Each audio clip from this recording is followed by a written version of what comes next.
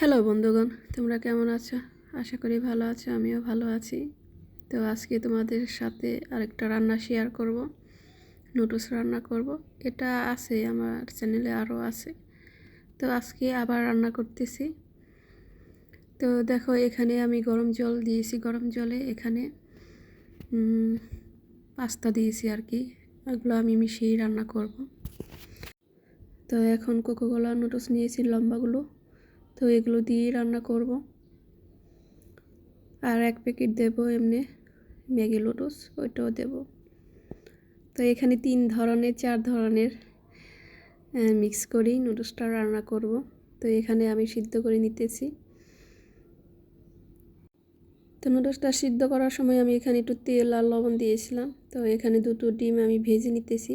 এটা আগে ভেজে রাখলে ভালো হয়, যেহেতু এখানে মাংস আরও ক্যাপসিকাম গাজর এগুলি যাবে। তো এর জন্য ডিমটা ভেজে রাখলে ভালো হয়।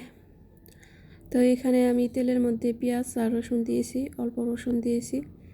তো এখন পেঁয়াজটা হালকা ভেজে তারপর মাংসগুলো দিয়ে দিব।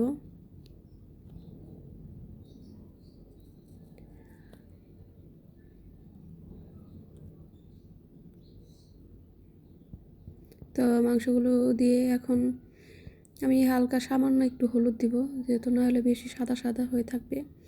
হলুদ না দিলেও চলে, দেই না, আমি সবসময় দিই না। তো আজকে ভাবলাম একটু দেই। তো গাজর দেব আর মটরশুঁটি। আমি কখনো মটরশুঁটি দিয়ে রান্না করিনি, আজকে ফার্স্ট টাইম। তো হালকা একটু হলুদ দেব আর ধনিয়া গুঁড়ো দেব একটু।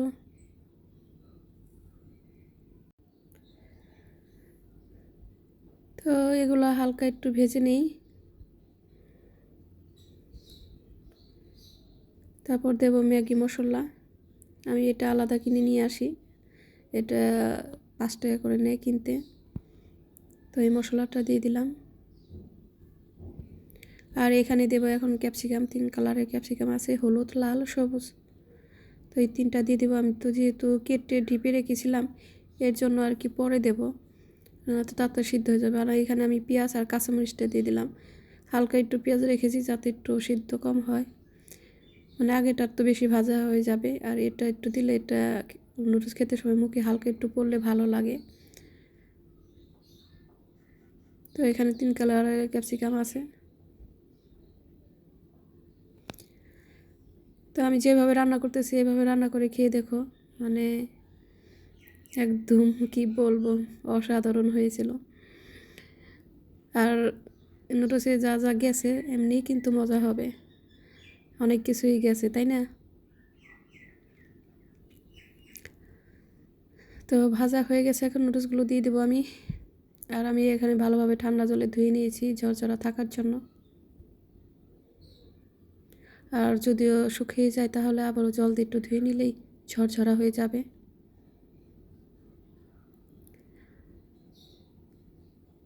তো দেখো কত সুন্দর হয়েছে দেখতে, একদম কালারফুল।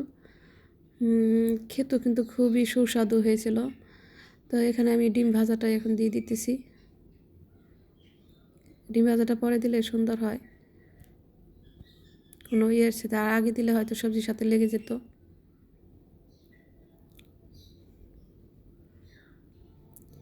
দেখতে কিন্তু অনেক সুন্দর হয়েছে, কালারফুল একটা নুডলস হয়েছে, বা চাউমিন বলতে পারো।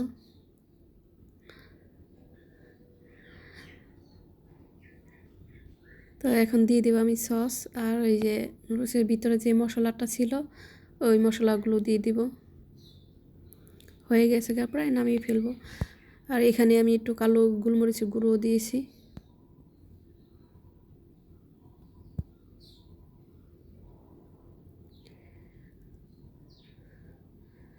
তো আমার রান্নাটা প্রায় হয়ে গেছে।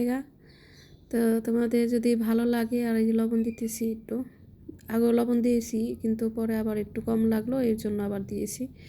সিদ্ধ করার সময়ও দিয়েছিলাম, সবজিতেও দিয়েছিলাম।